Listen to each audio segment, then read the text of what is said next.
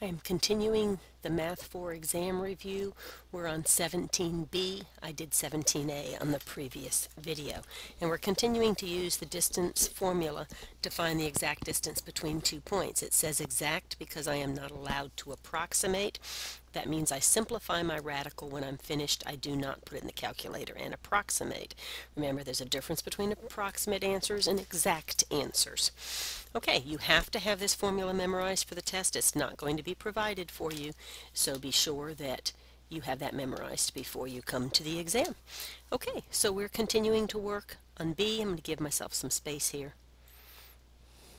So remember, it's x2 minus x1, which is 5, minus negative 1.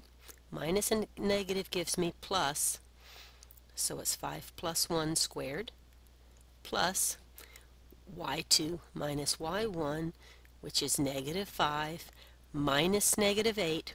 Minus a negative makes plus a positive.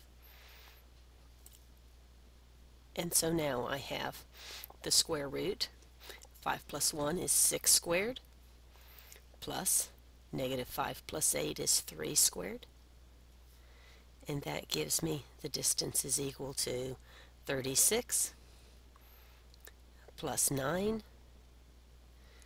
The distance is equal to, whoops, that's not negative, that's equal, the square root of 45. 45 is not a perfect square, so I have to look for perfect square factors in 45 because, again, I have to find the exact distance, not the approximation, so that means it cannot go into my calculator.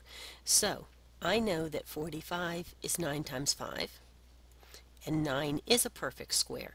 So I can take the square root of 9, that's 3, and I'm left with the square root of 5. And so the distance between those 2 points is 3 times the square root of 5 units exactly.